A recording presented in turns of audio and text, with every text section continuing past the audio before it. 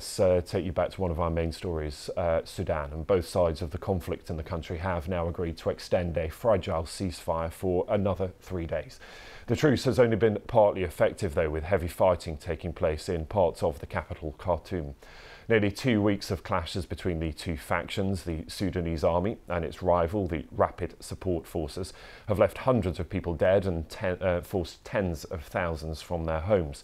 While diplomatic efforts to persuade the two rival generals to stop the fighting have been continuing, with the UN, the US and African countries all involved.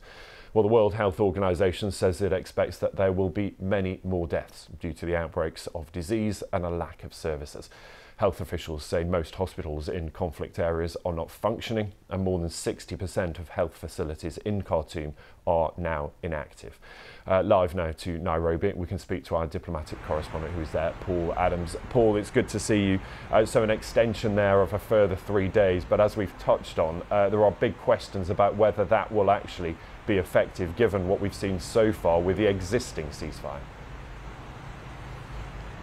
Yeah, the existing ceasefire was extremely patchy and there's no reason to believe this one won't be too. I mean, as far as the international community is concerned, those countries like Britain and the United States who are urging their citizens to leave, it does present an extension of that window of opportunity for those evacuations to continue from the airstrip north of Khartoum and also from the Port Sudan on the Red Sea coast.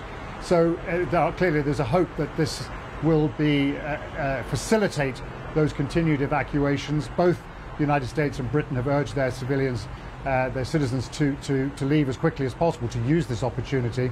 But even that is a precarious affair. There was a report just this morning of a Turkish C-130 transport plane that was shot at and suffered some damage as it was taking off from that Wadi Saidna base north of Khartoum.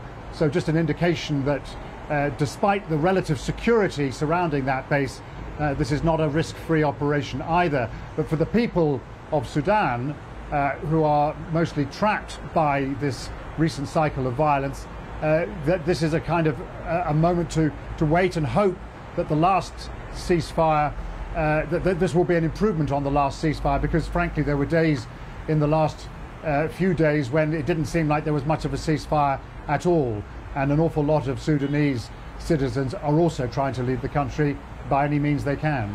And Paul, what is often the case in these sorts of scenarios is that even those who are safe from the fighting feel the effects of the worsening humanitarian situation. What do we know about what services are functioning and what help people are able to get, if any? I think with every day that passes, the people's ability to get help, to get basic services, to get food, to get water, electricity, all of these things have broken down.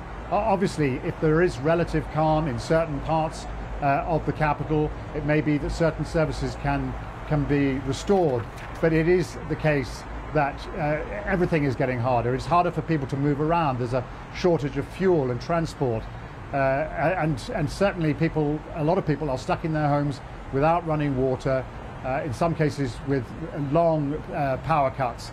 So as far as the international community is concerned, there is a real need to try and translate this patchy ceasefire into something a bit more widespread, a bit more permanent, to allow the humanitarian situation to be addressed properly, and perhaps beyond that to open some avenues for a political dialogue, though I have to say at the moment that seems like a rather remote prospect. Paul, for now, thank you. Paul Adams there, live in Nairobi for us.